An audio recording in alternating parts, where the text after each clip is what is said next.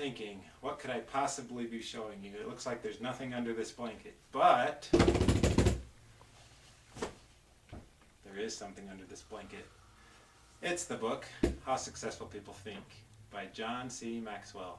And I recently finished reading this book. John C. Maxwell is a leadership expert. He's a successful person, New York Times selling, best author. So he's had some success in his life. I think he's worth listening to. And so I decided to take a read of this book. And in it, he outlines 11 ways to organize your thoughts. It's a strategy for thinking. And this was very helpful for me because most of the time in the past my thoughts were like taking different buckets of paint with different colors and just throwing them on a wall. It was very unorganized and chaotic. I lost thoughts and I struggled with it. And I read this book and it helped me orient my thinking to the point now it's like a library with books, well categorized, and I'm able to think more clearly and remember my thoughts. And this book has been very valuable for me in that regard.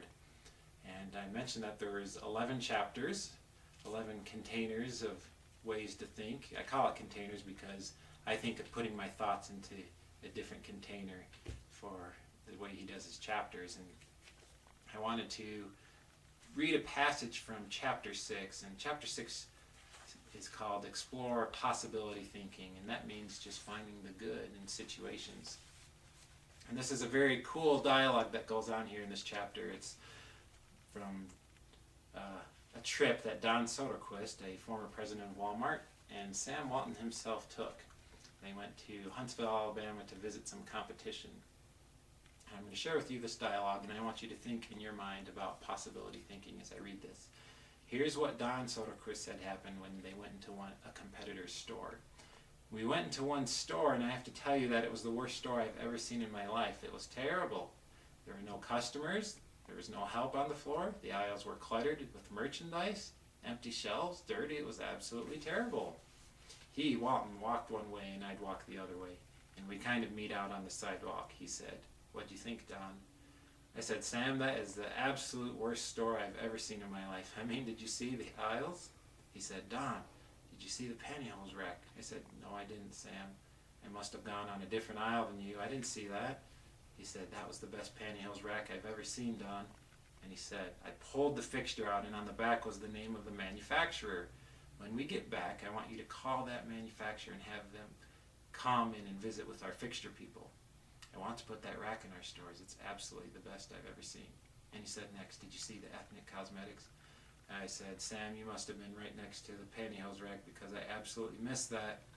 He said, "Don, do you realize that in our stores we have 4 feet of ethnic cosmetics? These people had 12 feet of it. We're absolutely missing the boat. I wrote down the distributor of some of these products.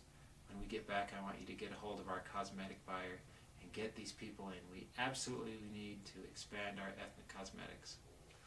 So the very interesting thing here is Don Soderquist, the president of Walmart, saw things in a negative way. He was constantly looking for what was wrong. But Sam had a different mindset.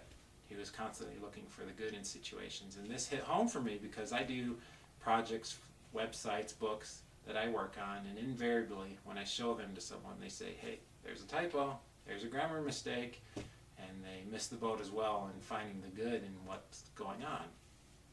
And last thing I want to show you here is a little worksheet I made. I'm going to put a link to this worksheet and the book on this video so that you can go look at them. And this worksheet's free. I just made it because I think it's useful in understanding this book and organizing your thoughts. And basically what I did is I outlined the 11 chapters. Let's see, there we go.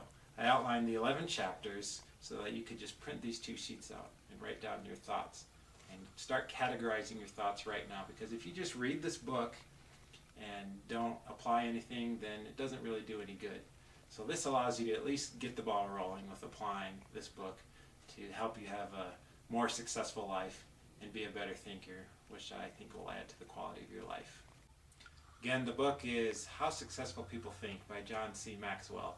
Here it is right here. Very lightweight, 124 pages, so it's not going to take you more than a couple hours to read.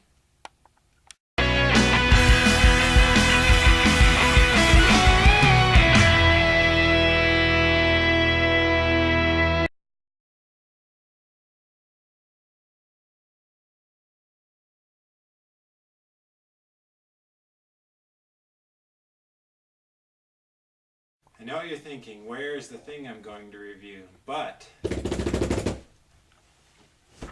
oh, let's start over.